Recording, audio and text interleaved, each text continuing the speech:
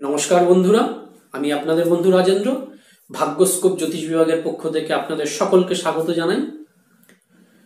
পরীক্ষা যখনই আসে, স্পেশালি যখনই রুটিন আমরা পেয়ে যাই, তখন থেকেই আমাদের মধ্যে একটি পরীক্ষা ভীতি বা এক্সাম ফিয়ার চেপে বসে।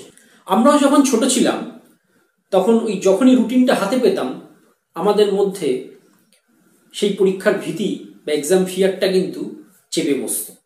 এটা সকলেরই বসে, কম বেশি সকলেরই বসে।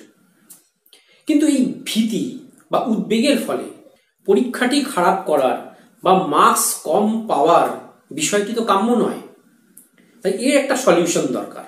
হ্যাঁ বন্ধুগণ, আজকের এই ভিডিওটির উদ্দেশ্যই হলো এই পরীক্ষা ভীতি কাটানো এবং এই যে উদ্বেগ বা ভীতির ফলে আমরা যে মনোযোগের পরীক্ষা রুটিন পাওয়ার পর থেকেই আমাদের যে ফোকাসটা, আমাদের যে কনসেন্ট্রেশনটা সরে যায়, সেটাকে দূর করার আমরা এই ভিডিওর মাধ্যমে চেষ্টা করব।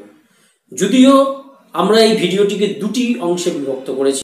এই পরীক্ষা সংক্রান্ত যাবতীয় ভীতি, উদ্বেগ, দুশ্চিন্তা কাটানোর উদ্দেশ্যেই আজকে আমাদের এই ভিডিও। আসুন সরাসরি আমরা মূল বিষয়ে উপস্থিত হই। পড়ার টেবিলে একটি ইনডোর প্লান্ট, মানে পাতাবাহারি টাইপের গাছ যেগুলো ঘরের ভেতরে থাকে, ইনডোর প্লান্ট একটি সুন্দর ছোট টবে তাদের পড়ার টেবিলের যদি কর্নারে রেখে দিতে পারেন, স্পেশালি উত্তর পূর্ব কর্নারে, তাহলে তাদের পড়াশোনার প্রতি আগ্রহ বা মনোযোগ বাড়বে এবং এই ধরনের যে ফিয়ার বা উদ্বেগ, ওগুলো কিন্তু ধীরে ধীরে কমে আসবে। এর সাথে অবশ্য একটি জিনিস আপনাদের অবশ্যই করতে হবে, সেটি হলো কাচের গ্লাস বা কাচের বাটি, ছোট্ট বাটি নেবেন। সেই বাটি বা গ্লাসটিকে জলপূর্ণ করবেন। তার মধ্যে কিছুটা গঙ্গা জল, যদি আপনাদের সামনে গঙ্গা থাকে গঙ্গা জল, পদ্মা থাকলে পদ্মার জল, ভাগীরথী থাকলে ভাগীরথীর জল, নর্মদা থাকলে নর্মদার জল, যমুনা থাকলে যমুনার জল, যে কোনো ন্যাচারাল ফ্লোয়িং ওয়াটার, এটা আমার মূল উদ্দেশ্য, সেটি নিতে হবে। ওই জলের সঙ্গে মেশাবেন। এরপরে একটু গোলাপ জল মেশাবেন ওই জলের মধ্যে, আর একটি বা দুটি যে কোনো একটি গোলাপ ফুল ছিঁড়ে 8টি পাপড়ি ওই জলের মধ্যে ফেলবেন। এইরূপ করার পরে এই বাটিটি, কাচের বাটিটি বা কাচের গ্লাসটি কোনো একটি টেবিল বা চেয়ারের ওপর ঘরের উত্তর পূর্ব, ওই পড়ার ঘরের উত্তর পূর্ব কোণে আপনারা রেখে দেবেন। প্রত্যেক শুক্রবার শুক্রবার এই জিনিসটিকে কিন্তু চেঞ্জ করতে হবে, জলটিকে কিন্তু চেঞ্জ করে পাল্টিয়ে দিতে হবে। এইরূপ যদি আপনারা করতে পারেন, তাহলে তাদের দেখবেন পরীক্ষার ভীতি বা উদ্বেগ কমে আসবে, পড়াশোনার প্রতি মনোযোগ বা আগ্রহ বৃদ্ধি পাবে এবং তারা তাদের জীবনের অন্তিম লক্ষ্যে সহজেই পৌঁছতে পারবে। আসুন বন্ধুগণ, এবার আমরা আমাদের ভিডিওর দ্বিতীয় অংশে যাই। দ্বিতীয় অংশটি খুবই ইম্পর্ট্যান্ট, আপনাদের সকলের শোনা উচিত এবং দেখা উচিত, অবশ্যই ভিডিওর শেষ পর্যন্ত। এটি হলো মহাবিদ্যা দেবী নীল সরস্বতীর কবচ। ইনি মহাবিদ্যা দেবী, তারারই এক রূপ। বিদ্যাপতির কাছে প্রত্যাখ্যিত হয়ে কালিদাস যখন গভীর জঙ্গলে প্রবেশ করে এক জলাশয়ের তীরে দাঁড়িয়ে নিজের প্রাণ ত্যাগের চিন্তা করছেন, সেই সময়ই এই নীল সরস্বতী দেবী, মা তারার যে এক রূপ, তিনি হঠাৎ আবির্ভূত হয়ে কালিদাসের প্রার্থনায় তুষ্ট হয়ে তিনি কালিদাসের জিহ্বার অগ্রভাগে সর্বদা বিরাজ করার জন্য তাকে বর প্রদান করেন। এরই ফলে সেই মূর্খ কালিদাস একদিন মহাপণ্ডিত হয়ে ওঠে।